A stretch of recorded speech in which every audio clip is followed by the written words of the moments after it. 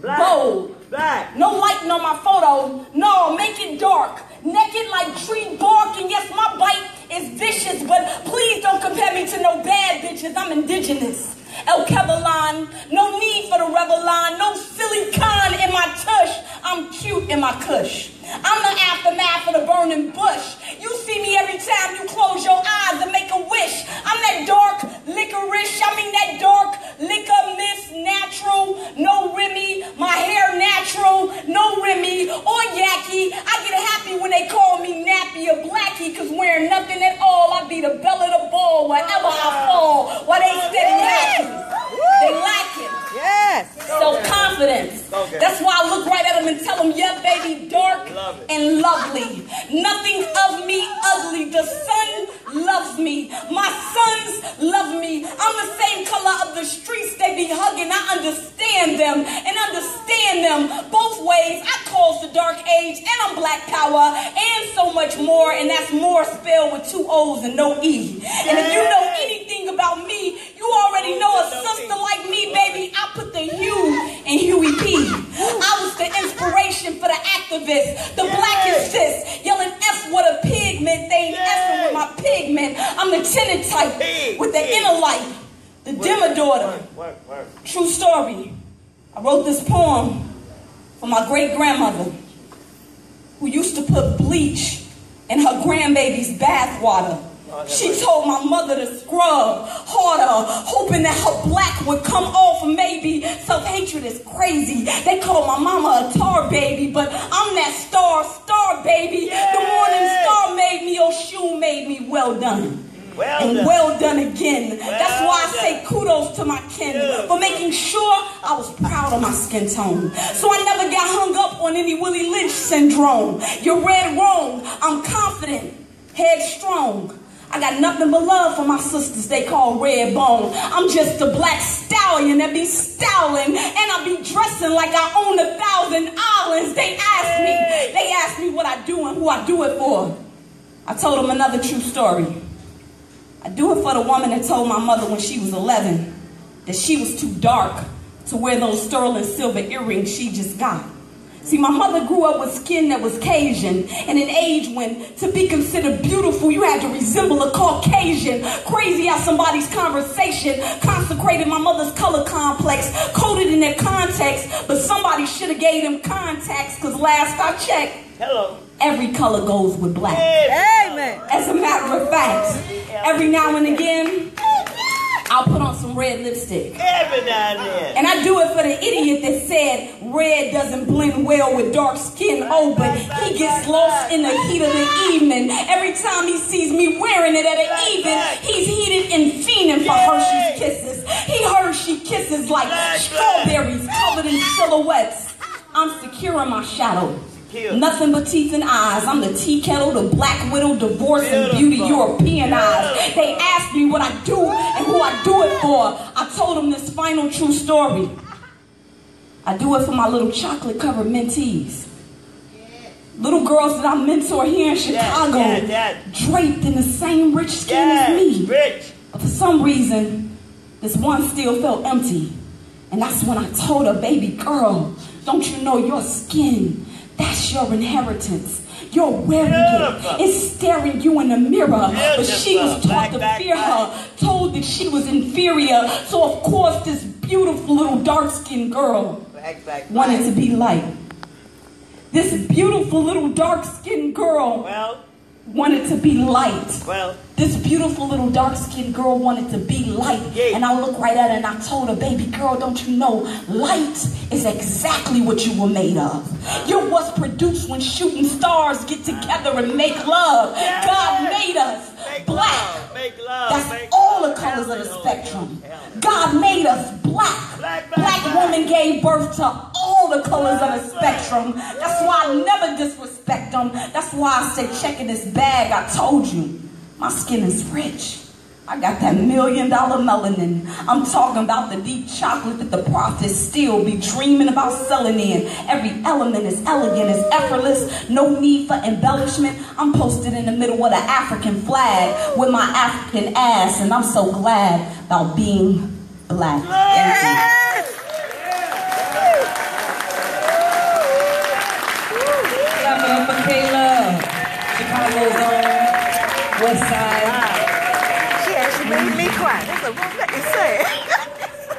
So The beginning of the poetry. the Black Arts Movement continues. Black. And I'd like to bring up the next poet, an amazing writer, author, Third World Press writer, Michael Samanga. Please clap it up for Michael Samanga. All right. Can they be on the stage with a mic? Yeah, please put them on stage because I can hardly say anything. There's no light down there.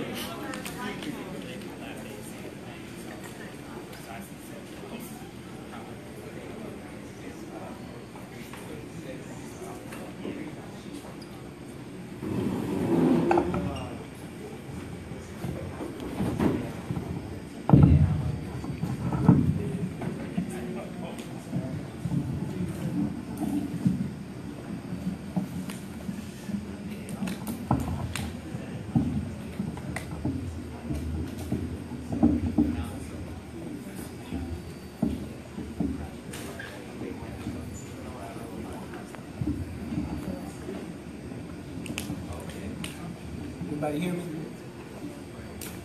Can you hear me? Yes. All right. Just because I'm in a chair doesn't mean that I'm planning to be up here a long time. Okay. I just need your support from my back. All right, that's better, right? You remember a few years ago, Lupita Nyong'o won the Oscar. There was a lot of conversation on social media that really showed the shame that black people have about slavery, as if we threw our own selves in some boats and came over here. Come on. We somehow carry shame. You know, there was all this, yeah, she won for playing a slave. Okay. That's the only thing white people will give us, playing a slave or a criminal. Come on. And they missed the whole point Come on. of honoring those people who were committed to life. Yes. L-I-F-E. Life. On the coast of Senegal, Yes. watching the waves singing to the beaches in hushed tones and steady rhythms, I stood looking at the water, the endless ocean extending beyond my sight, the bottomless Atlantic Ocean, descending beyond my reach, the powerful oceans, swinging its force and its centuries of secrets back and forth between continents, spilling debris and empty shells and the stories of millions upon the shore, like shells and debris lying in the sand, waiting to be discovered.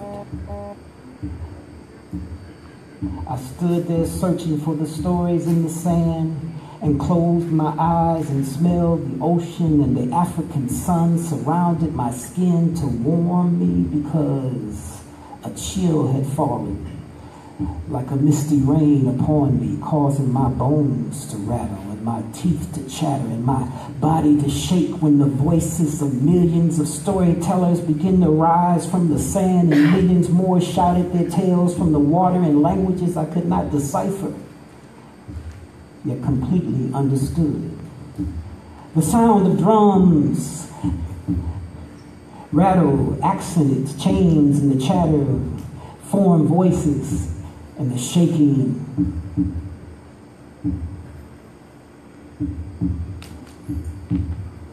knocked me to my knees. The shaking of history knocked me to my knees, demanding my promise to listen, to witness, to testify, to remember, to live. My hands dug deep into the sand, and the blood flowed underneath my fingernails, and my clothes were drenched from the spit of the ocean and clung to my skin like fungus. And that promise passed my lips. Listen. Each word, witness, like a breath, testify, like a heartbeat, remember, like the suckling of a newborn, live. Listen, witness, testify, remember, you must live, you must live, you must live.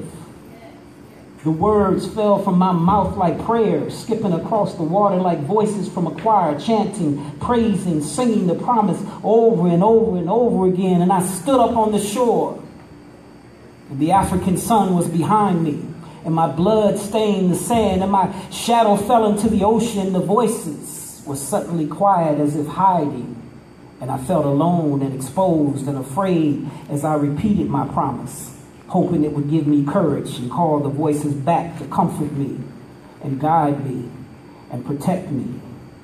I stood there chanting, praising, singing, when the tide rolled up around me and the African sun left me and the darkness fell upon me and I was pulled into the ocean, scraping my knees against a carpet of human bones. The splinters from wooden planks puncturing my skin, metal tearing at my ankles and my wrists, while sharks ripped into my body, leaving a trail of flesh. In a moaning, mourning silence, I rode the waves of an ocean filled with fear and blood and shit and death until the voices began to rise again, chanting, praising, singing in many languages, demanding that no matter what happens, I must keep my promise to listen, to witness, to testify, to remember, to live. My eyes stung from the salt of my tears and my wounds burned from the salt of the sea when the ocean hurled me up on the shore of South Carolina. My hands clutching bones and pieces of torn cloth and millions of stories passed on in the darkness.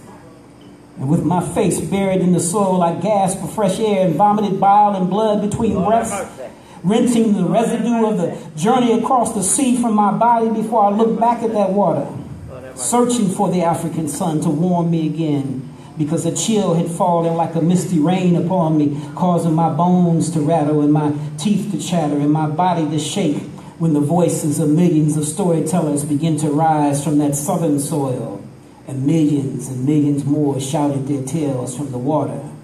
Those voices begin to rise, and as the languages melted into each other, there was a silencing of the drum, and the rattling of chains grew louder, and the chatter of unfamiliar foreign voices became constant, and a violent shaking of history occurred. But I struggled to my feet, chanting my promise to listen, to witness, to testify, to remember. To live is a victory. Live for the future. I must live until our children are born free.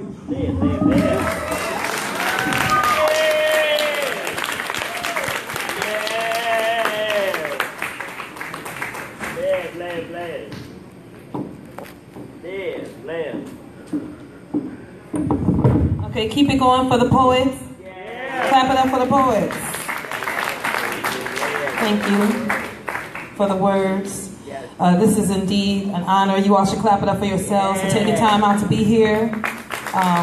This is something that is a historic time, and we're very honored to be here. My name is Ugochi. I'm a poet as well. I'm also a writer and a singer, and today I'm going to be doing some poems, a poem for you as well. You know, I work a lot with students in schools, and I have like 2 white friends, and I'm just kidding. I'm just joking. I have more than 2, but you know, sometimes when you're talking about race with people, I was just joking. But when you're talking about race with people, sometimes they don't understand when you talk about things like police brutality, and when you talk about the issues that the black people are experiencing, and you know, like people want to know why Colin Kaepernick is taking a knee, things like that. It's the black experience. So I actually wrote this piece called 5-0, and it's a response to that. Beautiful. Doom ta doom ta doom ta doom ta doom ta doom ta doom ta doom ta anybody who comes in their way. Doom ta doom ta doom ta doom doom doom ta doom ta doom ta doom ta anybody who comes in their way. Watching 5-0 roll by, I can't deny that they try to clip my wings with that thing in there. Holster, holster, don't want me to fly like I'm supposed to. You don't know nothing about stress until you had a gun pointed at your chest. Blessed by some pigs in blue doing what they do best as they jest, taunting you through a bulletproof vest. And yes, I'm steady pointing and shouting, but no brothers are looking out when they see thrust upon me obvious police brutality and false arrest. I guess Chi-Town's best, they put on a good show because they already know the hardcore go. When they come around, brothers can't be found. Seems we're afraid of them for sure. So, watching 5-0 roll by, I can't deny that they try to clip my wings with that thing in there. Holster, holster, don't want me to fly like I'm supposed to. Oh no, sir. As I watch 5-0 roll by, I can't deny that they try to clip my wings with that thing in there. Holster, holster, don't want me to fly like I'm supposed to. Look at the way you're dressed, they express to me as I'm laying face down in Ashland Street. And as I kiss the pavement, I don't miss my enslavement because it's here, where the past meets the present and greets the future. Only this time the mode is through computer and barcode. And God knows as I'm hugging the ground, I still feel I'm bound by those invisible chains. I only get from my time in the Great Plains, but I maintain.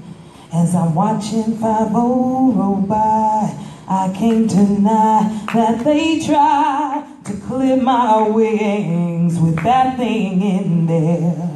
Holster, holster, don't want me to fly like I'm supposed to. Thank you. Yes. I'd like to bring the next poet up to the stage, another amazing poet from the Third World Press Archives, Kalamu Yasalam. Kalamu Yasalam. Clap it up for Kalamu, please.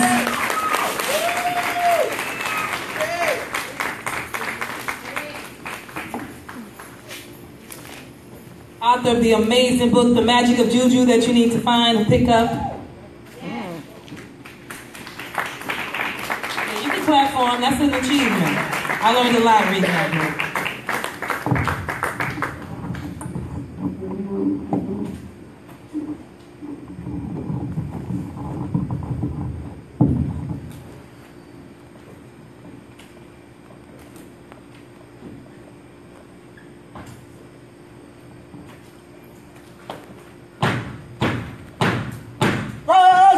Take the devil out your soul, rise up, take the devil out your soul, rise up, take the devil, rise up, take the devil out your, own that time, shake the devil out your soul, own that time, shake the devil out your soul, own that time, shake the devil out your soul, I want y'all to shake the devil out your soul, oh!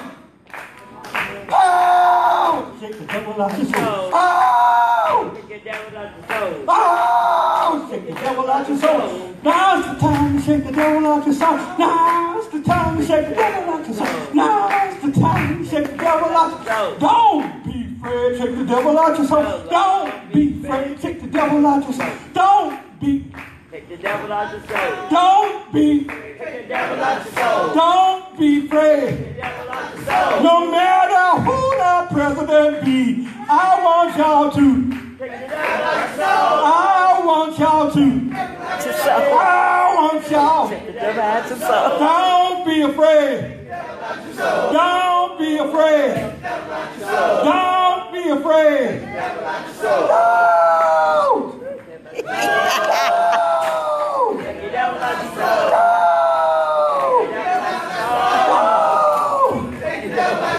They can't stop us. They can't stop us. They can't stop us. They can't stop us. They, oh! Take the devil out your soul. Take the devil out your soul. Take the devil out your soul. Take the devil out your soul. Take the devil out your soul. Take the devil out your soul. Take the devil out your soul. Take the devil out your soul.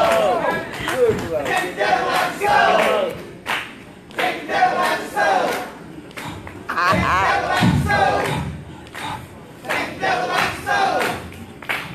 They are trying to kill us.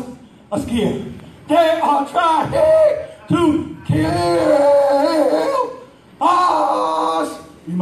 must survive, we must survive, we must survive, survive, survive, survive. We must survive, must survive, we must survive. We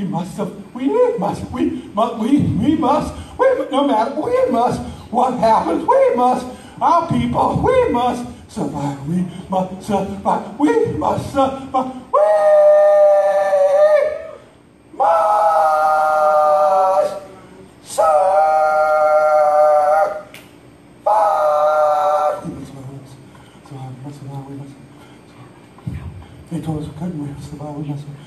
They brought us in change. They had all the technology. Survive. Don't matter.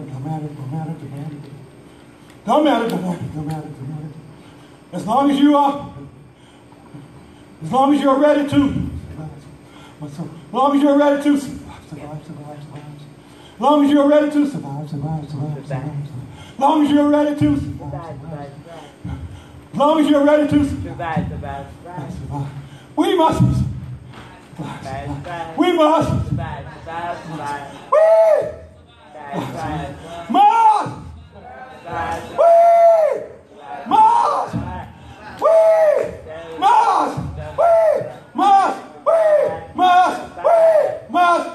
Death to the system.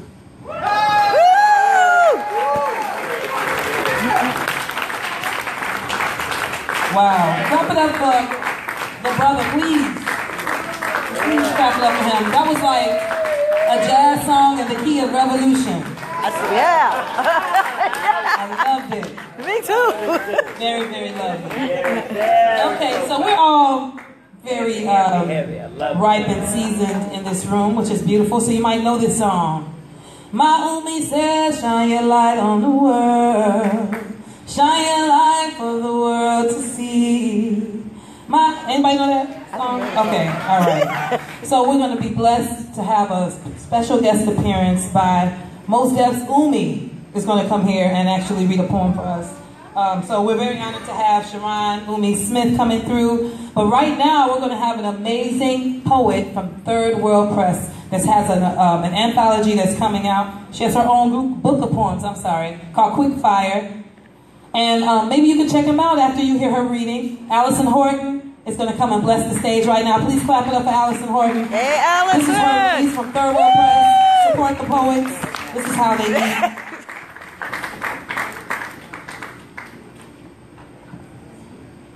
Thank you, and happy 50th Third World Press. I'm honored to be a part of the family lineup for poetry. This is my my privilege, and I thank you. I'm from Indianapolis, and I'm going to read one of the pieces from the poem, from the book. It's entitled Hottentot Rita. So this is my Hottentot remix on the story of Hottentot. I heard Hottentot had a lot of bang for her boogie, except there were no music videos back then to mass exhibit an astounding back end. So audacious, so profound, named her Hottentot Venus, since then world been spellbound by the gluteus maximus, historical facts of us, bad mamma jamma brick house throwbacks of us, next generation Hottentot sensations, merited for we inherited through our DNA, the ancestral endowment BET now puts on display. Black exaggerations, television I say, while you say, go ahead, baby, shake that money maker. But I remember when a European used to undrape her. I remember when a British explorer used to take her on expeditions around the globe, place her on stage, then make her disrobe so all the world could behold his money maker. And much like the British doctor who first pop-locked and dropped her down from her regal status, today's mass media simply continues the practice of reducing African anatomy to sideshow freak. Well, It's in the genes, I guess. well, Tailor-made to parade the black female physique, captivating audiences with the curvaceously unique badonkadonk, bootylicious. It's in the genes, I guess. After all, wasn't it Eve who learned to deceive Adam with the apple bottom? Eve, come on. Now may I direct your attention from form-fitting low-sitting denim jeans to form-fitting, uplifting historical jeans where she be descendant of majestic African queens. Ages before rap MCs popped bottles, black women were deemed America's next, correction, Tyra, first top models.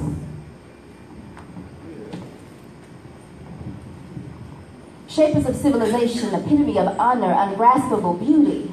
Vanity Fair has to be unfair. It's their cosmopolitan duty to reject and dissect 21st century Hottentots. Funny how it goes around, comes back around. Botox. Now other women got voluptuous lips, hips, breasts, and thighs, while black women got radio shock jocks and hip-hop lyrics that vandalize. So when Imus called us snappy-headed hoes, some said he had a point, because he could point to our videos, where you could sit for hours and hours and watch rows upon rows of present-day menstrual footage documenting so-called nappy-headed hoes. Western images of black beauty, black culture, black spectacle in the making. So we see Baby Got Back, and backwardness for the taking. Modern-day menstrual footage on the tube gyrating. Rap artists in black faces, village griots narrating our story, chronicling our times, recording our so-called progress for the supply and demand of human freak show fetish. From Hottentot to hot to trot.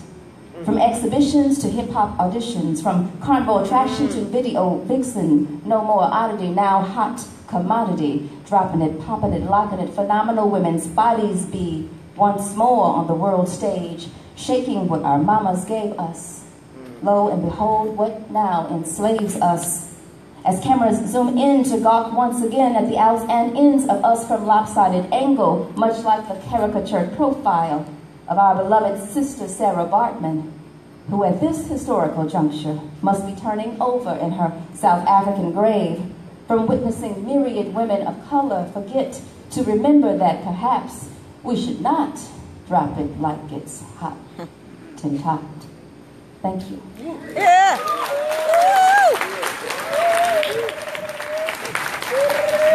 Okay. So you know Venus Hottentot has been rolling over in her grave since her discovery, but I think you're helping her rest well, Sister Horton. So thank you for that poem. Now we would like to just focus on this very historic piece that's about to happen. We're going to bring up now some of the the band members who are going to now have this intergenerational conversation. So I'd like to ask Askia Torre to come up. Yeah. And I'd like Kalamu can come up as well, please. And Michael Samanga.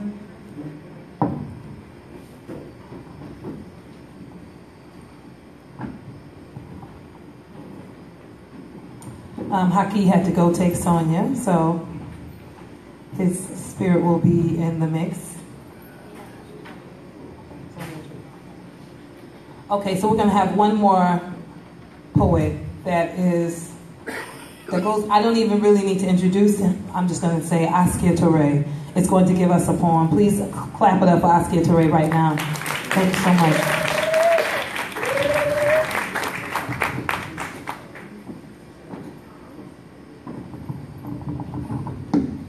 This piece is a piece of remembrance. We talk about where we came from. We also came from great freedom fighters as well. That's right. Yes. We don't ever want to forget this. Yes. Some people met him like Shaka Zulu or Reverend Nat Turner or Deacon Denmark Vesey or Toussaint Louverture. Yes, yes, yes. This is called Maroons, continuing the silent colonial war. What awakens me on this chill morning, a misty, cloudy day in the autumn of my serenade, a trim, muscular man of late middle age, Askia of the recent Black Intifada, an old warrior, battle-scarred, but genial now after so much blood, a quote, survivor with a saving wit, growing humor, knowing maroonage from the inside this misty morning in our world. As Skia, the quote, black power poet, unquote, as Manning and the others labeled me, prime historians, public intellectuals like Cornell and the others, actually a cadre of gifted black men whom America hasn't slain. Brilliant in our prime facing autumn, a maroon generation still standing, striving to, quote, walk the walk within the valiant black nation. Akbar, Gracie, and the others. Silent compliments to Sonia, Jane, Mari, and the warrior women, though never mentioned, warriors, freedom fighters of a profound generation fit to be compared with Douglas, Delaney, Garnett, Tubman, Wells, and the others, maroons who never compromised, walked with Brother Malcolm, survived his martyrdom, continued clasping hands with Baraka as he spoke bitter truth to imperial cowboys, pledged to make our world a smoking tomb. The brothers, men erect and firm in maturity, an aging cadre of visionary scholar warriors, bearers of the burden, now reluctant elders, battle-hardened commanders facing history, a legacy, strong men, women, maroons, waging protracted civil war together, a generation who survived multiple assaults from, quote, fellow Americans, unquote, staring out at them through the rubble and the beards of martyred prophets, walking the landscape amid the poison promise of the rape democracy, as we call out to Ishmael, Berry, Rosa Parks, Mrs. King, Harold Cruz, all giants, quote, another day at the front, quote, August Wilson, June Jordan, James Foreman, Lorenzo Thomas, Rob Penny, Octavia Butler, Maroons, fighting on in the long war, Dr. Clark, Kwame Ture, in your names, surviving, teaching, preaching, creating art and liberation, fighting on, Margaret Walker, Julian Richardson, Gwendolyn Brooks, John Killens, Cush, Tom Dent, uncompromised maroons, a generation, the long war marching on.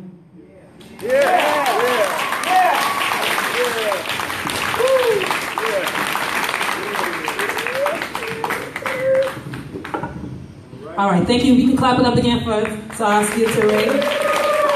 And then I'd like to ask all of the other panelists to come up. Kalam Ya Salam, Michael Samanga.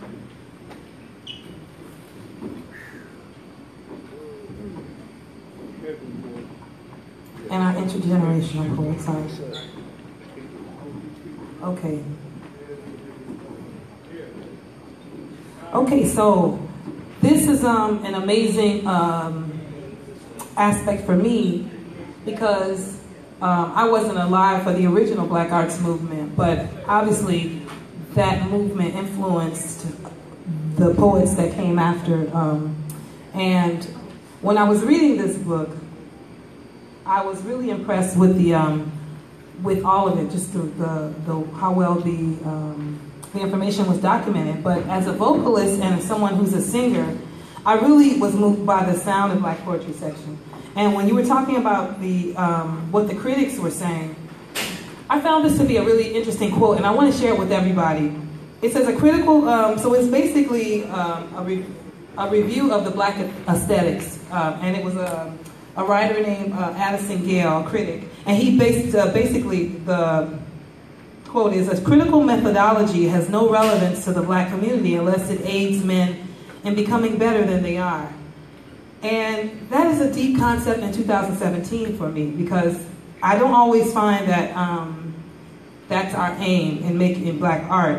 And it says, another quote that I thought was interesting from the same critic was, "The question for black critics today is not how beautiful is a melody, a play, a poem, or a novel, but how much more beautiful has the poem, melody, play, or novel made the life of a single black man." Now, that I stayed there for a while pondering that question, and it made me think about the Black Arts Movement today, 2017, where we stand right now. And for all of you who were part of that movement, were alive in that movement, were living history in that movement, what do you see of today's black arts community? Because I feel like today's black person is a different black person than you had in 1965. So how does that affect the movement? Why I say that? Because I feel like in 1965, you had a majority of black people who at least could agree on who the enemy was and what was happening. And I feel like today, everyone, if you could put 5 black people in a room, you might have a different perspective on what's going on, what they think the problem is. We're not unified like we were in the 60s. We don't all have that same concept of black consciousness of what a black person should look like. What a black person should do. It's like anybody, you can do whatever you want. It's 2017. So how do we make, because the mission of BAM was very specific. It was all about increasing the profile of black people, the aesthetic of black people, in a positive way that was like you just heard, how does it affect one single black man and make them better? So do you see that aesthetic at work in today's black arts movement? And what do you think of what's happening in today's black arts movement? I'd just like to hear from you all.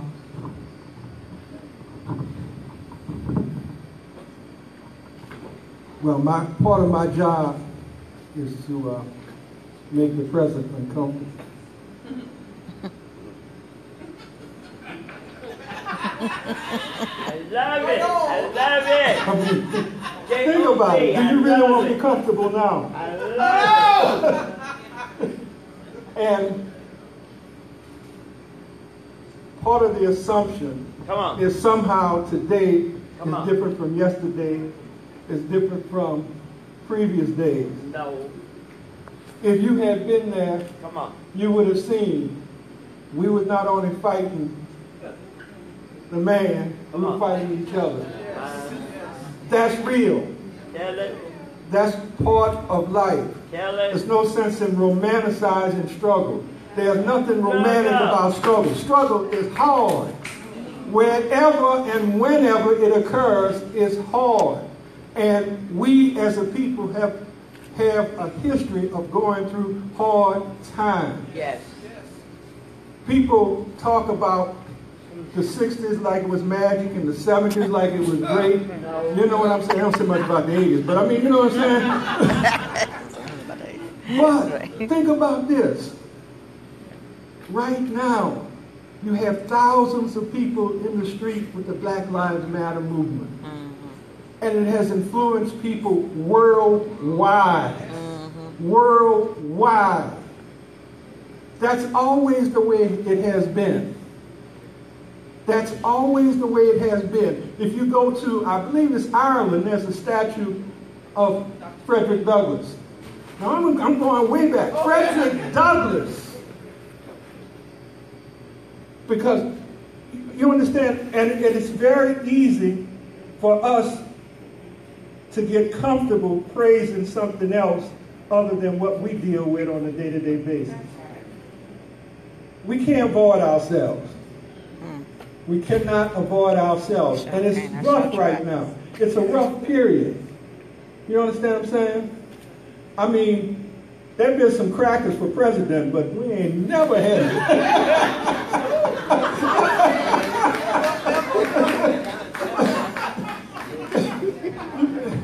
Maybe I should stop right there. But do you all understand what I'm saying? not romanticize the past. Amen. Amen. There's a very famous quote, and I'll close with this. Each generation, out of relative obscurity, must find its mission in life and fulfill it or betray it. Yes. That's prayers for Noam, by the way. So since Kalama quoted, you asked what's one of the differences. So this is really Black Arts Movement and Black Power practice and theory that I'm getting ready to talk about. One of the practices is work and study. Yes. You cannot change the world without study. It has to be a part of your practice. Yes. The Practice. sexy part of marching in the street is sexy to the police get on you. Right? But to transform a society, Okay. to take that as a mission to change society. Come on. And what black people have discovered in our struggle, you know, in 2 years, it'll be 400 years that we got here on the good ship Jesus. Y'all know that's the name of the first slave ship to land here, right? The good ship Jesus. Show you what they believed in. Hello. But you cannot change, you cannot free ourselves without changing the world. Come on. Come on.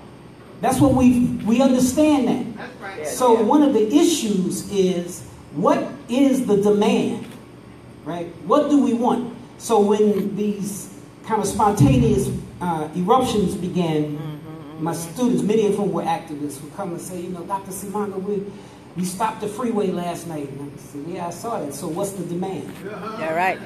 What is the demand? What do you want? See, because once you say that, Make it the plain. dynamic changes. Make it plain. See, what you say is Make not it just about plain. disruption. And believe me, protest is important Yes. because you have to speak to injustice. That's right. You have to say something. You can't let it keep going. Headed.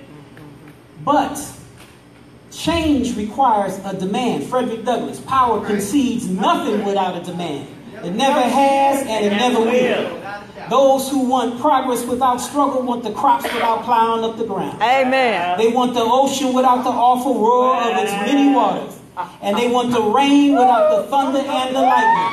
This struggle may be a physical struggle or a moral struggle or both, but it must be a struggle. So there has to be a demand. This is what you're talking about in terms of what is the difference. And it didn't happen overnight. Consciousness is not an event.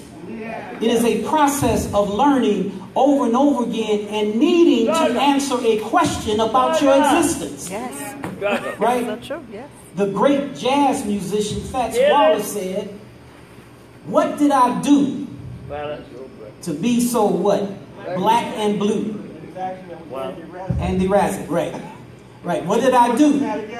That's right. To be so black and blue. So the question gets asked. But then to answer that question requires action, right? Why are we powerless? Why are we powerless? How do we transfer power from those who have it over us to ourselves, to benefit ourselves? And we keep answering that question. We must dismantle Jim Crow, right? Because that is an impediment to our power. We must assert ourselves in black power. We must raise our sense of self in consciousness of our black beautiful selves in the Black Arts Movement. These are all actions that come from a question. How do I free myself? What do I need to do? What organizations do I need to form or join? What actions must we demand be carried out? We're sitting in an institution that exists because of the need. When you ask the question, who will educate black children? You know what the people who built this school said? We will. We will. Now they got to solve all the problems that it takes to do that. So that's became the practice of the Black Arts Movement. It comes from that idea that you must work and study. You must understand the world to change it. And you must continue. It must be a lifelong practice, which is why we write, to put our experiences down for other people to learn from. So that's kind of what I think we should hold on to. But we are inspired by your generation. Yes. We're deeply inspired by it, but we also know that you don't need to make the same mistakes we made. Right. And some of y'all are resistant to hearing old people talk to you. Hello. But it's better to listen even if you disagree. Yeah. See, it's better to hear what they got to say. You know, Bill Withers said, you know, there might be snakes there in that grass. Hello. Right. Cut the grass. You might fall on a piece of glass, and there might be snakes there in that Cut grass. the grass. Okay, so let me say one last thing about the difference. Apparently. I'm holding tight to it too. You holding it. You holding it. So this is the difference. There's a lot of, like this sister's beautiful poem, there's a lot of celebration of black people, but there's a contradiction in your generation about that. You also accept a tremendously destructive, misogynistic narrative in popular culture. We have got to say no more of that. No more! We have to. You cannot have it both ways. We cannot celebrate beautiful black women and the power of black girls and women and black girl magic and all that, and then go to the trap house and listen to trap music where they disparage black women from the morning to the night.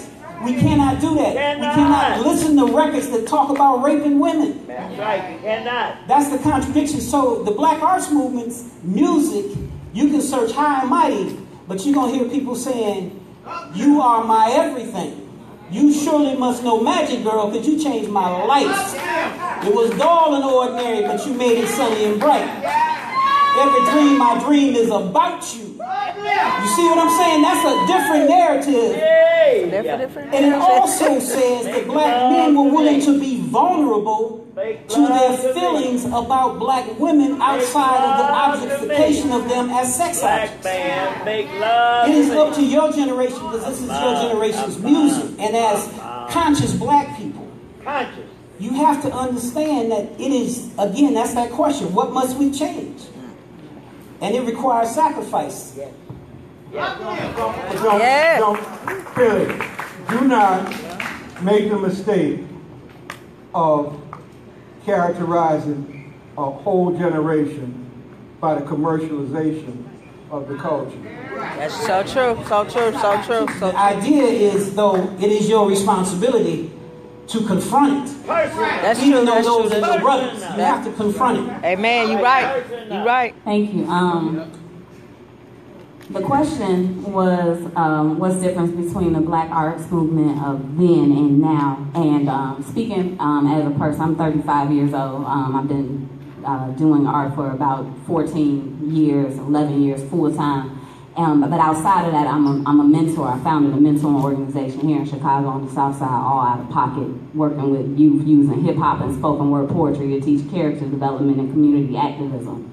And what I'll say, I feel like we can't talk about what's happening without first talking about how the world has changed in this way.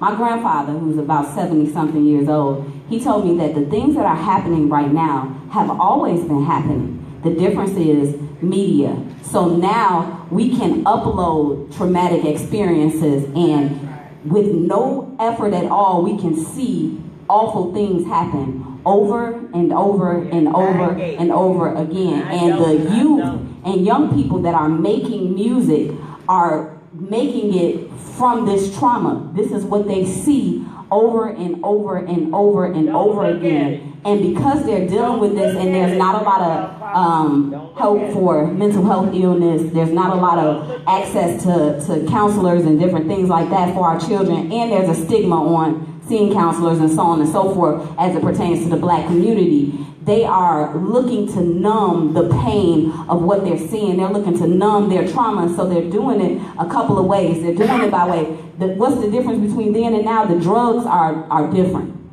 So whereas maybe in that time they were probably, smoking a little weed, maybe drinking, hitting a bottle a couple of times, the drugs are stronger that our children are using, and our children are making music under these influences, and there are spirits that are coming out in their music. In addition to that, they're creating their music to distract them from the pain that they're experiencing. So not a lot of the music is addressing actually what's happening. It's telling you ways to get your mind off that. Let's turn up. That's the thing. Let's turn up. Let's tune out. That means let's not pay attention to how much in pain we are. Let's not pay attention to any of that. Let's tune all the way out from that. So the difference is the artists that are, because they're still artists in their own right, the music that they're making is based off of the things that they're seeing over and over and over again, and we're not going to be able to change the type of music that they're making if we can't change the type of imagery that they're taking in. And it's so easy to get access to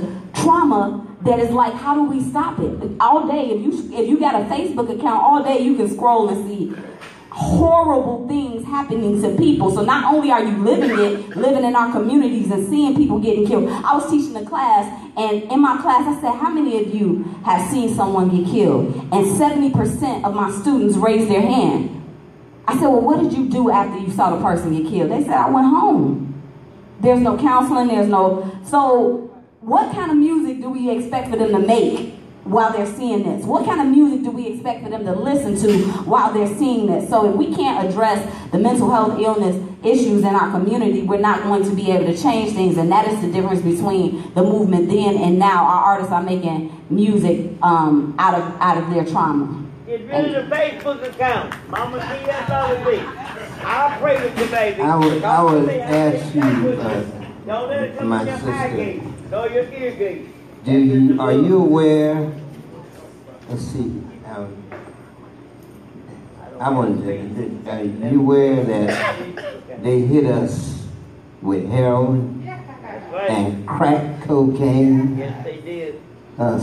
Sister Sonia's great poem about the mother said, I took my baby to the crack house. Yes. So we wasn't, see, that's why we need to talk more. Also, you have to struggle through the pain. T-H-R-O-U-C. It's going to be there. The devil's oppressing you. It's going to hurt. But push through. Don't let it paralyze you.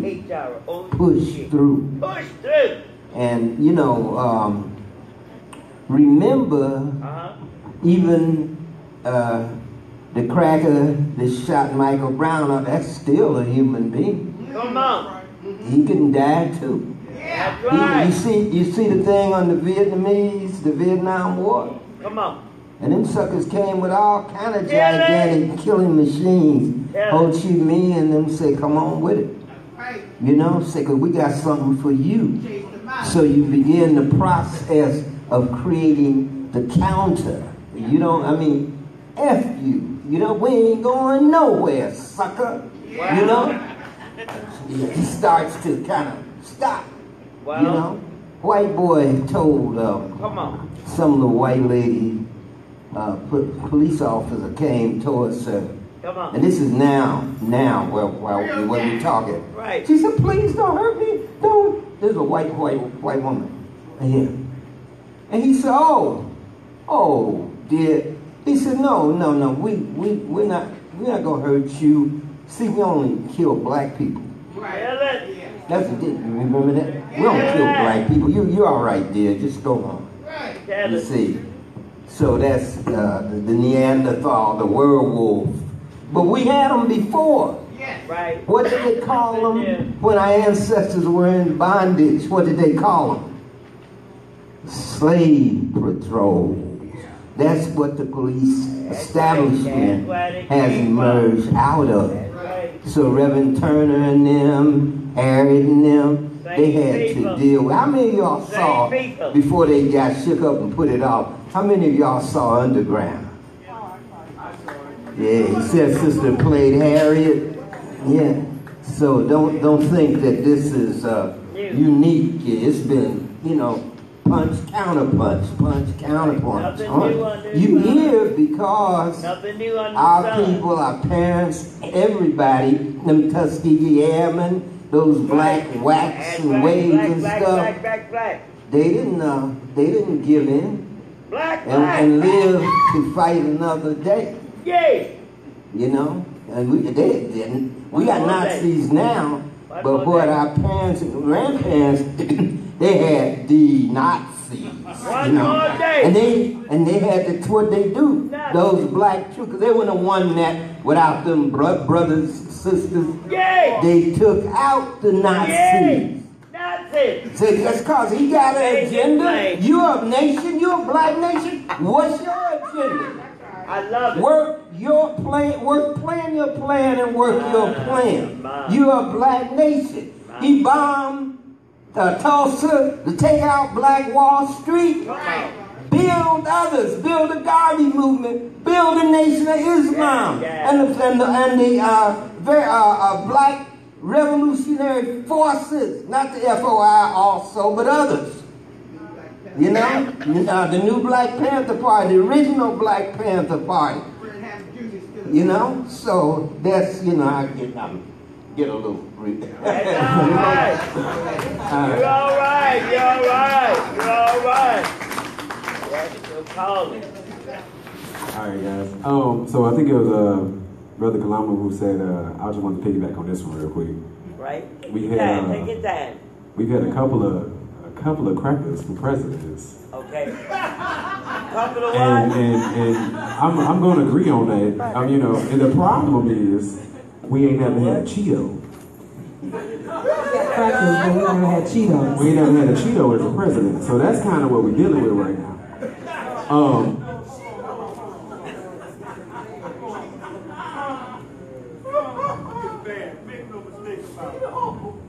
He's bad. Trump is bad. Y'all need to read about Andrew Jackson. Y'all need to read about Andrew Jackson. You understand what I'm saying? You need to, we don't understand our history, and we keep reinventing everything over and over and over and over and over again as though it never happened before. Nothing new under the sun. We are human beings. There's nothing new under the sun. We are human beings.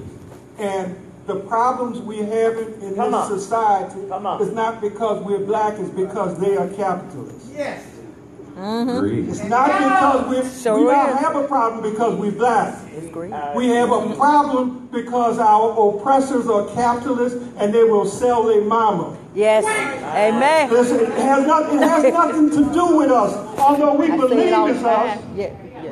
It's not. Listen. We ain't the problem. Listen, before they came to Africa, what were they doing in Europe? Raping and killing each other. All right now. Come on.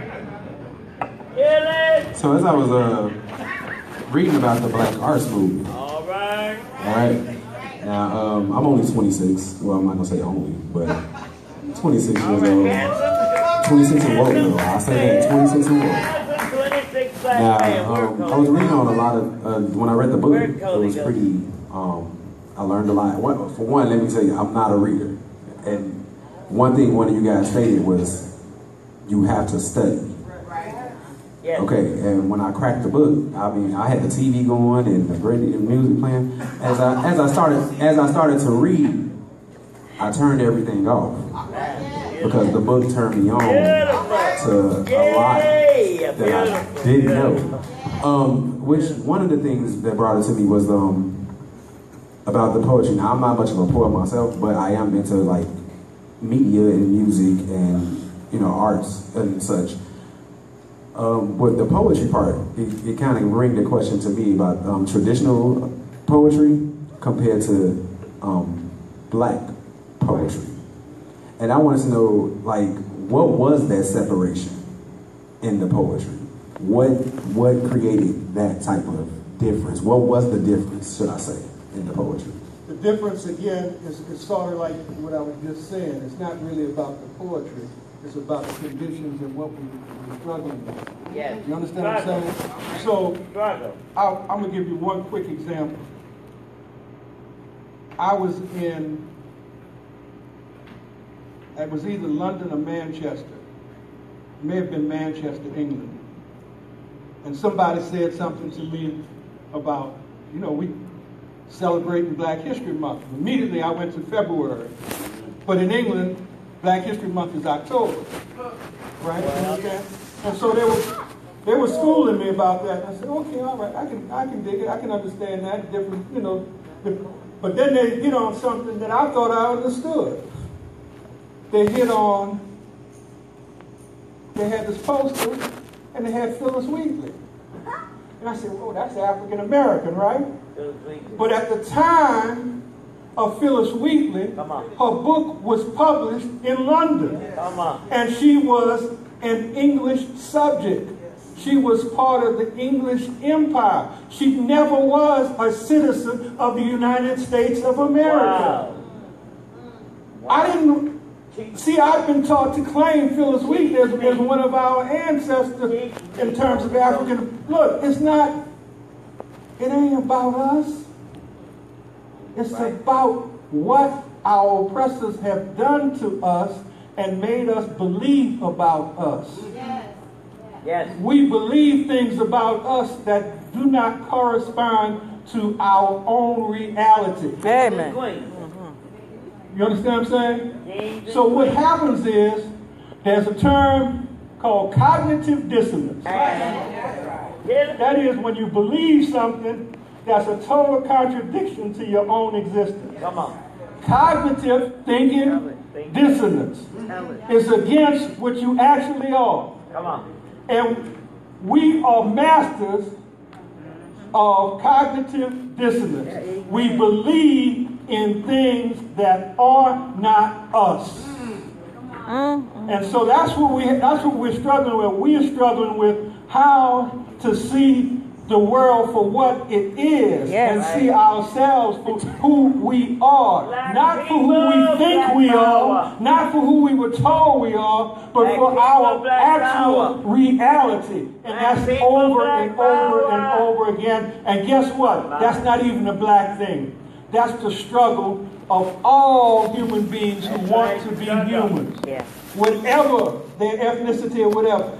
Can you deal with reality, or will you be comfortable in mythology? You gotta steal that quote. For all of us, it takes time to get to the core of the issue, and that is how human beings live on this planet together. Because all these other things are in the way. For African descendants here, this is what we have to remember. I receive it. We were brought here for one purpose, to be exploited. This is why Kalamo keeps going back to this question of capitalism. And that relationship has been intractable, so that even today, African American communities are exploited in ways that other communities are not, because the essential relationship between black people and America is that we are here to be exploited.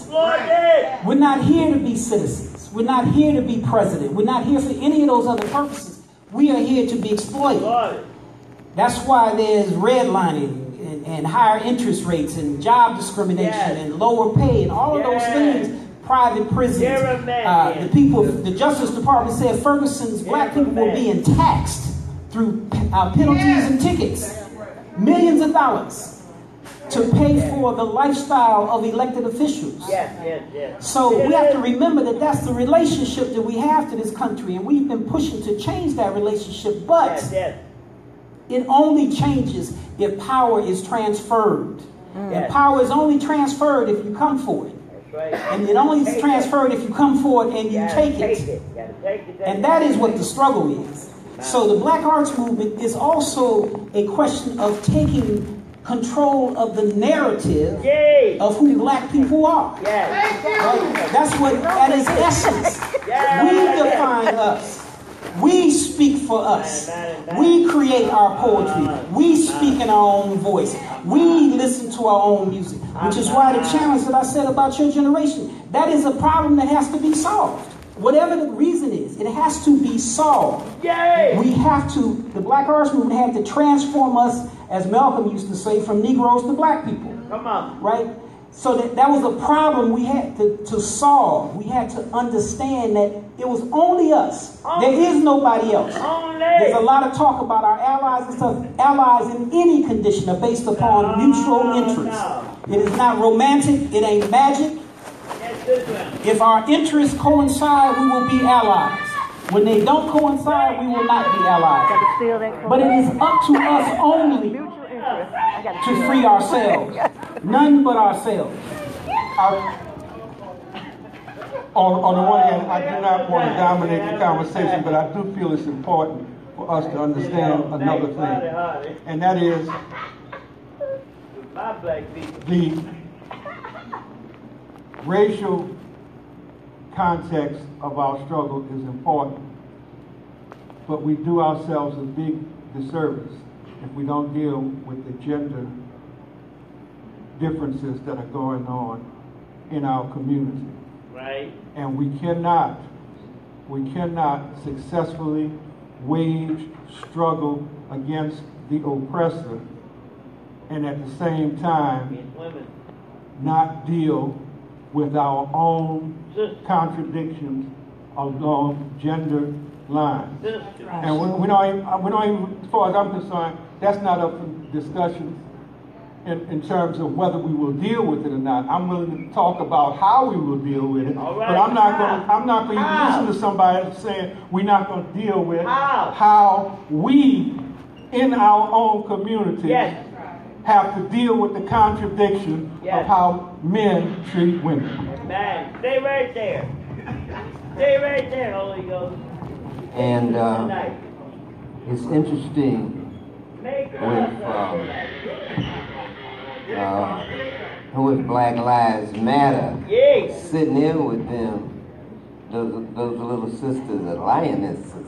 And, you know, they figure, first of all, most of us tended to be straight black males, the older guys. And so they'll cut their eyes at us, you know. Then they start talking about the braces, the beauty of being a lesbian and embraced by their lesbian lover. Then they look at us and say, you know, these shocked Victorians, you know. We say, yeah, well, we hear you, sister, but, you know, after that, y'all got to get up and hit that shift and deal with the racist pigs, whoever your lover is. You see, that ain't the major thing. The major thing is what we've been saying, is confronting the forces that'll keep you oppressed. Yes, absolutely. Whatever your particular preferences are, sexually or romantically, so forth. So they say, yeah, you thought we were Victorians, right? No, you know, things have happened if you all only knew, you know. There's different generations. The other older generations didn't talk about that so much. And these young people, they put almost everything out there and then watch you, see how you're going to, you know. So they react to us to see, you know, which is good. We say, no, you're testing. We understand that. Yeah, well, we have questions, so and so and so. Now, back to the struggle of, and say, yeah, because it still goes back to whoever your lover is. The pig out there is shooting anybody that looks like you, whatever your gender. Pig. You know, so it's like we call them the warrior Amazons, you know, and it's very, you know, they were shocked that we embraced them and said, look, let's talk. So they said, really? We said, yeah. So we said, y'all that turn half the country now, of course we want to talk to you. Really? You know? And that's what, because we love you. You are us. You are the young people, the Africans who will move this thing after we go to the ancestors. We want to give you the best fighting chance we can and learn from you. Your struggle, we want to learn from you. Yes. So, I mean, it's an honor to sit with young people. Because see, a lot of these young people are the children of the buppies who sold us out. Tell it! Oops. They said, well, you lied to us. You said that we can make it in America. These people are raping us, beating us. Are you just ungrateful? My God, Obama's in the White House. What do you know? No, we don't see it. That ain't that way on the street. Well, I had a question about BAM. I know that now Baba Haki was talking about how everything, you know, we would do for ourselves in those times, and you know, we're talking about Wall Street, Black Wall Street, and everything. But I find that it's hard to really control your own voice when you have slave masters who are giving you money to actually produce the work. And I find that sometimes when you're being funded by people outside of your race and you're trying to be a black nationalist, that sometimes they end up derailing what you're trying to do as with your art, and maybe you'll be defunded if you start talking about maybe say Black Lives Matter issues if it was today. How do we keep our voice? And I mean the question, I guess it's about staying with your own publishers, but we have so many publishers and there's only so many books that can be published. So how are we supposed to maneuver that, keep our voice and control our art? And are we supposed to be trying to go into the grant pools? Are we trying to get funded? How are we supposed to be doing that so that we can make a living? How do we eat? Exactly. How do we eat? Well, I think make it plain. Thank you. The lights on in the gas station. The water. I think let us not fall into the trap, the philosophical trap of thinking it's only one way. Yes, sir. Come on, brother. Come on with that. And that any holistic look at it will say we got to deal with three things. One, we have to fund out of our own, whatever our condition may be. If we have a penny, we take an axe and cut it in half and share that penny. But we have to do that. That's one thing we have to do. Wherever we are, whomever we are, we have to do something of our own, based on our own resources that's not beholden to anybody else. Two, we have to understand that because we are in the world and part of the world, we have to work with others. Yes.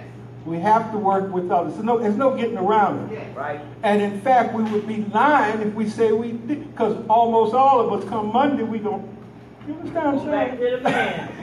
Go back to the man. I mean, that's real. It's real. So there's no sense in running from it. That becomes part of what we need to do. And the third thing is we need to have a vision of another world. Yes. Of another world. That is critical, because if we don't have a vision of another world, where are we going to end up? In this world. And we're saying that this world is not what we want. Right. Isn't that what we're saying? Right. So we have to develop that vision. It's not going to come overnight. And whatever that vision is, it's going to have to be open-ended, and it's got to be about embracement. We have to learn to embrace each other without trying to change each other. Amen. You understand what I'm saying? Because it's going to be difficult. There's no sense in lying about it. It's going to be very, very difficult. There's so many times we've been in places where, I'll just give you one example. All right. Back in 1969. Okay. Yeah, 1969 at Southern University in New Orleans. Come on.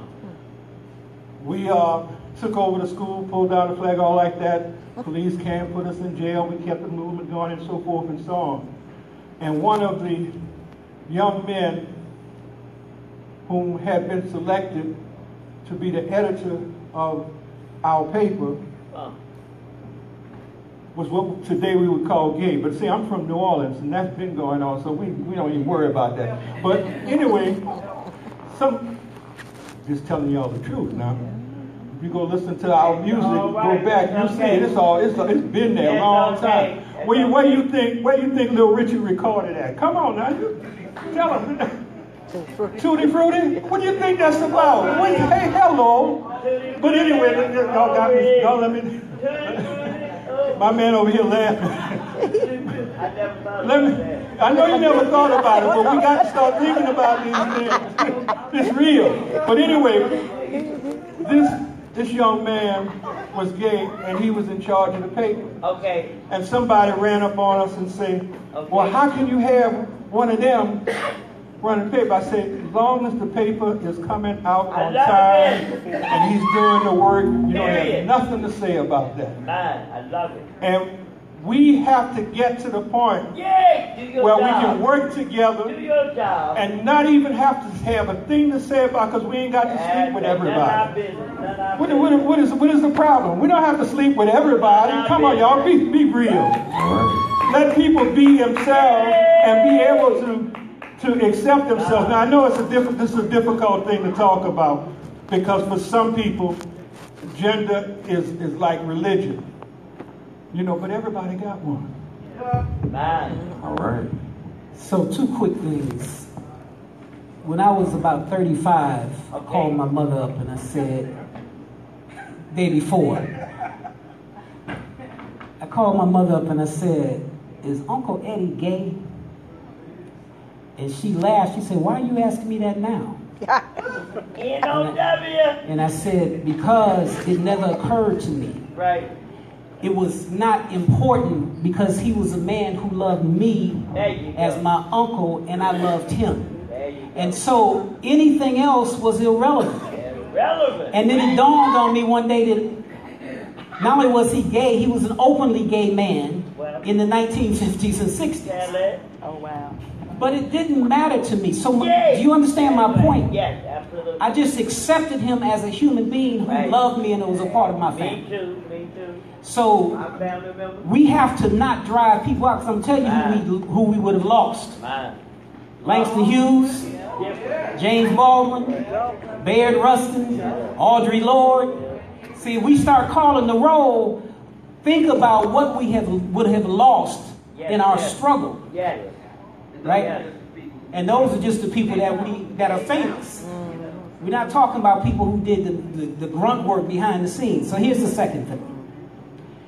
We also must not make the mistake. I hear a lot of young people say this, that nothing has changed. You know what I say to him or her?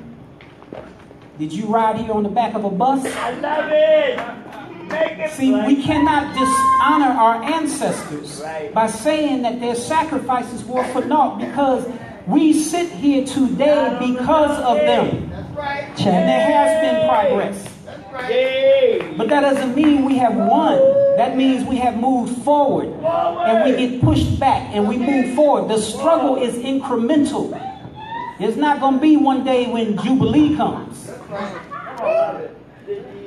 You know, that's not real. That's like in the movies, people singing and dancing, talking about the Jubilee, but that ain't real. Struggle is one step at a time, 1 inch at a time, 1 day at a time, 1 month, 1 year, over and over again. And that's why Kalama said it's hard. You know, Mary Baraka once said, the work of national liberation is hard, and its resolution is to be sought, but not fantasized. You understand? I love it. It's hard work. I love it. And these people up here have made tremendous sacrifices. And young people today are putting their bodies on the line, which also means their jobs and their ability to get jobs. That's right. So that's a real thing. And so we have to create, and to answer your question, sister, as Kalama said, there's multiple things that we have to do. I worked in a factory for years. People have gone to school so they can work in academia. People work in social services. They do all kinds of things. The key is to be the light wherever you go. To organize where you are. To raise the consciousness of the people around you. To enlist them into the struggle. One at a time, day at a time. Hand somebody a book. I used to organize brothers in the factory by giving them the autobiography of Malcolm X. And say, just read the first chapter. We'll talk about it next week. Wherever you are, whatever you do. And we cannot judge each other because of that. We need a nation engaged. That's everybody, everywhere, doing everything. K-Love, you want to take us home before we get into Bible? Sure.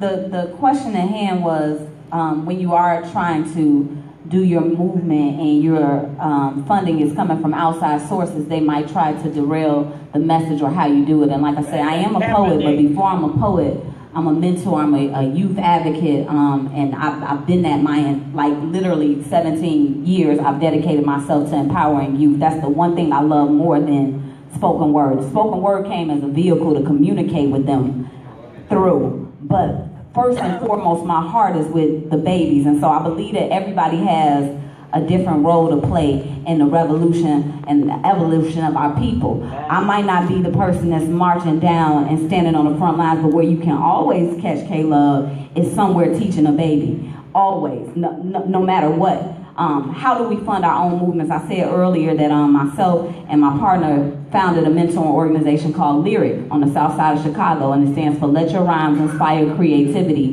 where we use hip-hop and spoken word poetry to teach character development and community activism, and that's been running for 10 years now, all out of pocket, never been funded by anybody outside of the community. And they said, well, how did you do that? How did you make such an impactful movement? For 7 years straight, we gathered at least 200 youth every single Tuesday night. Peaceful. We never had an incidence of violence. We've never had to have security posted up. We've never had, and they said, well, how did you do that with no money? We didn't have t-shirts to bribe the kids to come. We didn't have keychains. We didn't have nothing like that. And literally to feed them, we were taking food out of our refrigerators and bringing it to the spot just to feed the children.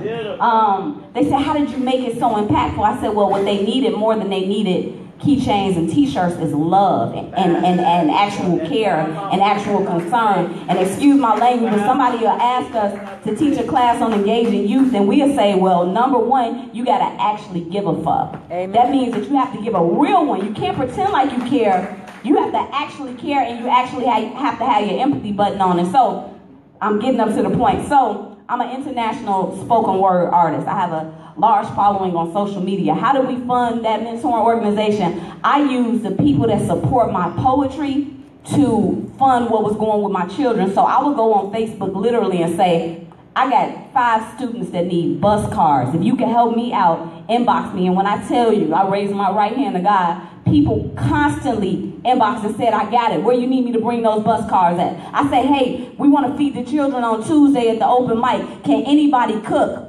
So many people, just because they follow my poetry, inbox and said, I'm going to bring food out. What else do you need? I've noticed that our people want to help when they're given the opportunity to. And so we decided that we're going to do it without anything. I said, well, who do we need to tell us that we're an organization? We don't need no paperwork. We don't need no nothing. All we need is the movement and the love, and it's happening whether somebody is approving it or not. We don't need their validation to do it. A lot of people don't underestimate how powerful it is to work with few. And when I say that, I mean as it pertains to children, there's power in grabbing 2 of them and really staying with them and really mentoring them. There's more power in that than to just go around and speak to large groups of children, because you can't give them that one-on-one. So I'm always an advocate for grab you 2 or 3 and stay with them. Don't leave them. Like, make yourself accountable for them for the rest of their lives. Check in with them. Constantly make sure that they are showing what you taught them and what you put in them. And then how that multiplies is those children, I took 3 of my teenagers in and raised them in my studio apartment for 10 years. Literally, the last one just moved out. And people in the community know that I've done this. So all of those children I took in, they had different things going on at home. Is it ironic that all of them mentor children now? It's not ironic. That's how it was designed to happen. They're doing, that's how it's supposed to work. So somebody might say, well, I spoke to 800 students on Tuesday for 30 minutes. But I stayed with 3 for 10 years, and this is the result of it. Now they went back and got 10 more. So now they each got 3 mentees and so on and so forth. So I'm a person that I just believe I'm radical in the sense of I don't look for validation for anybody. When I decide I want to do something, that's the only permission that I need, is I decided that it needs to be done. So I turned my 2nd bedroom and my now 2-bedroom apartment into a classroom. And on Saturdays, I gather little girls ages 6 to 11 together to teach self-esteem and identity training to 6 to 11-year-olds. From my home, I made a chalkboard. I turned the whole room into a classroom. I don't charge for this program. I got about 11 little girls every single week. Those small things really make a big impact. No, I don't got 1,000 and people like, oh, you can expand, you know, you can make it bigger. I like it small like this because they're getting real food, they're getting real attention, real love, and I have full confidence that these 9 little girls that I have, they're gonna grow up and they're gonna say, I wanna do what Miss K-Love did for me. And people support that. Do you know how happy it's made the elders in the community to see me working with these little babies? They say, bring them out to every event. We want to see them. I keep them in cultural environments because I know that this matters. So my thing is saying, how do we do that? Start small and don't be afraid to start small. You don't have to have all the children in Chicago. Grab you a couple and do what you can and see how they grow and multiply into more. Yes, yes, yes, yes. All right, so with the next, that was good. I've been back. I'm sorry, go ahead, sir. No, go ahead. You can speak, go ahead. I've been back for a while. I was in the back listening to this very important panel, intergeneration, and listening to K-Love. There are 3 storefronts right over there on the corner. 78th and Ellis. That's where we started. Beautiful. We had a storefront for Third World Press. Beautiful. And a storefront for the Institute of Positive Education. Beautiful. We used to run down to this park. Come on. Which is Grand Crossing. Tell the story. And, you know, do a couple of miles because we're getting ready for the revolution. And, you know, we stay in this shape. And we go back to those 2 storefronts. Come on. I'm talking about family now in terms of young. We were your age, or younger. Saying, what could we do if we ever got something like this? Yeah. Right? Dream. We bought property on Cottage Road. Dream. 78, 24, 25, 26, 75, 24, 26 on Cottage Road. 2 very large storefronts, about the size of here. We had a bookstore, had a credit union, had a typesetting company, had a Third World Press, publishing company. We had school from preschool to around 3rd grade. Come on. All right. We have to, at some point, think about the institutionalization of your ideas.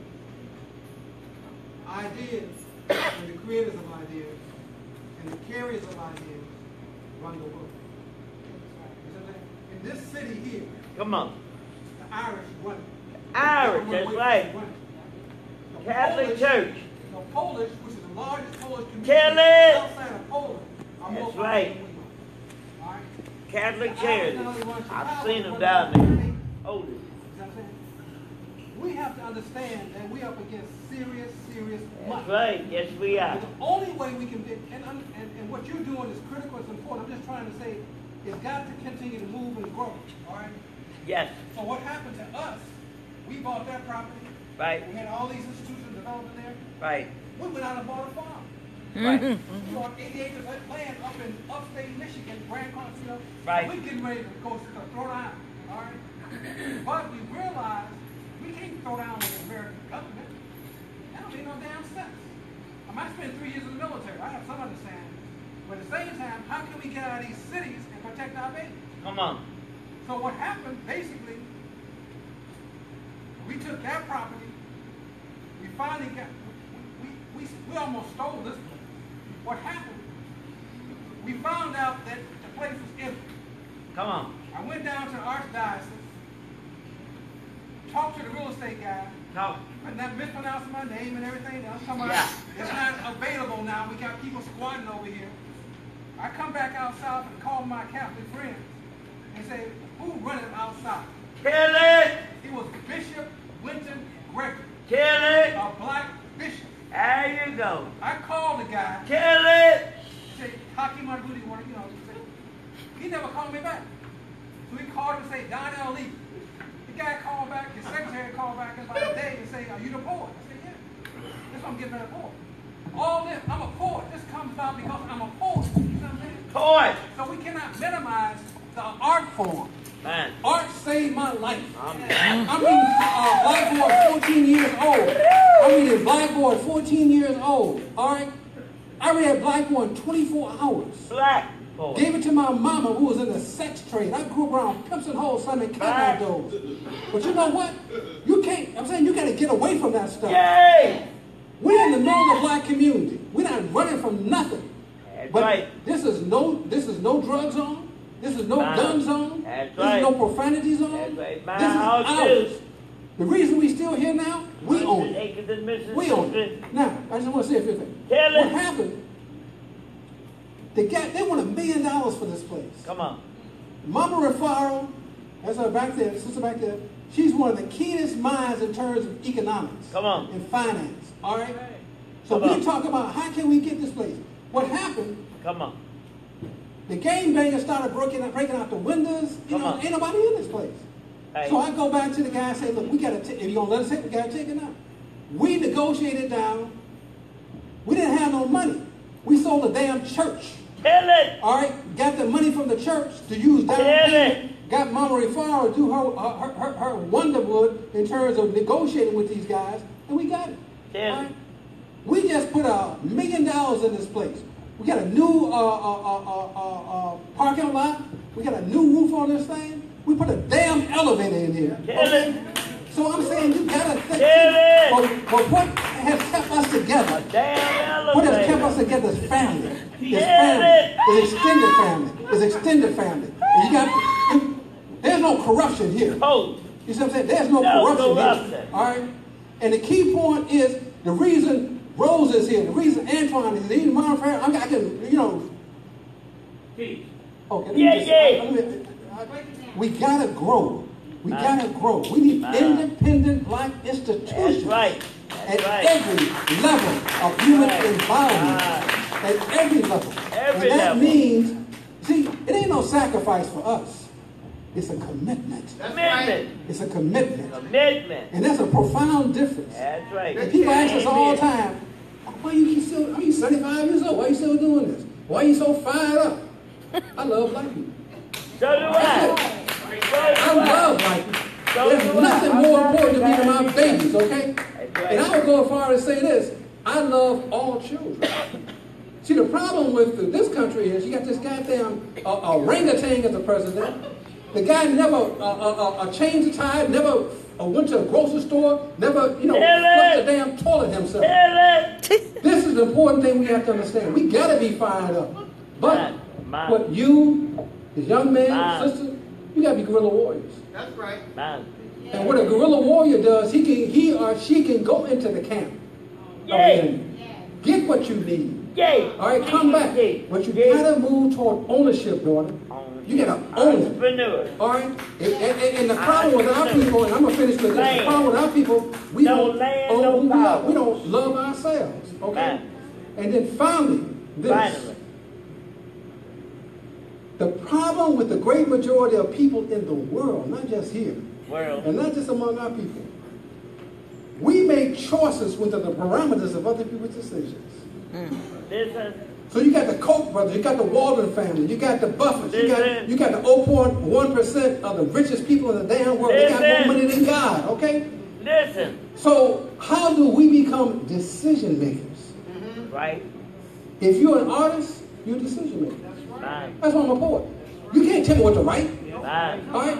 So as a poet, as a musician, as a visual artist, you're an artist, you're a decision maker. You become a choice maker when you allow them to buy you and sell you back to your own people. All right? So finally, what I will say in terms of my just ending in at least my session of this thing is this.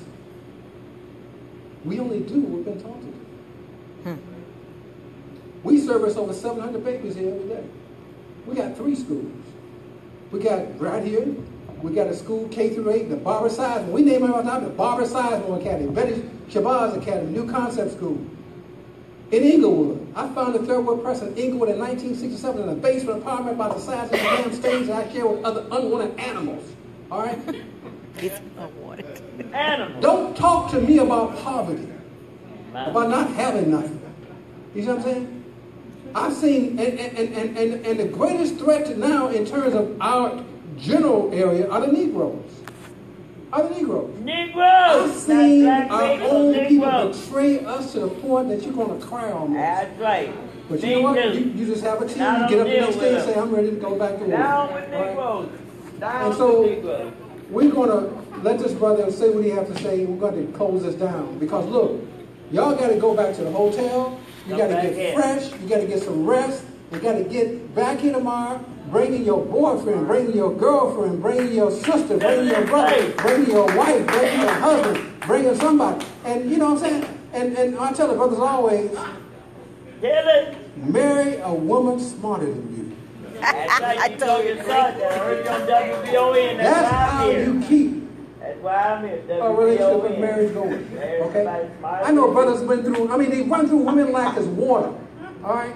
But I'm just because I It's just getting deep. Marry somebody smarter than you. All right.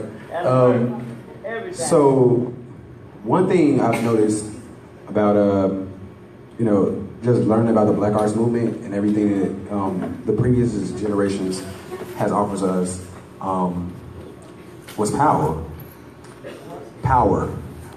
They empowered this generation to do as what we're doing now. And when I say that, I mean in terms of the Colin Kaepernicks, who has taken the knee for believing in black rights for black people. Who also, we have the Kendrick Lamars who reach out to the youth who are inspired by rap to show them to be woke to what's going on, to love your own, not the image that they put out for us, but who we are as a people. All right, all right. Even the Beyoncés, should I say, to show women to stand up and be strong black women, to not give in and not give out for little to nothing. Yes. So that you can shoot for the stars, you can take everything. And when I look around and I see that all of the young people are pretty much inspired by that, it's one word that comes to my mind and I see in here today, and it's unity. And I believe it was a song, Unity, U-N-I-T-Y, like, you know, right? Yeah, it is. So, but unity is what brought us all here together. Unity is what I see in this room. Unity is what is going on the stage between the new generation, the younger generation, and the elder generation. And standing on stage and having these conversations, I don't see a gap. I see a bridge. Beautiful. Woo! Vision. Without a vision, and people as with unity together, we can cross that bridge. And the only way to excel and to get to the other side is not to swim, it's not to build a boat, it's to walk that bridge. Again, guys, well, my name, for everybody who didn't know, is Jahari Jones. I'm a youth activist, a community activist, mainstream media student. I've done it all, especially for the black community. As K-Love was stating, you gotta reach out to the youth. You gotta hold, you can't just touch them, you gotta hold them. Yeah, I'm ready to hold everyone tonight. That's my job. All right. In the bud. All right, that's pretty much it, guys. With my closing statement, again, I would like to thank everybody who came up here today, the panelists. Guys, give everybody a round of applause right now, please. I'd like to thank K-Love for her amazing poetry and for being on the panel.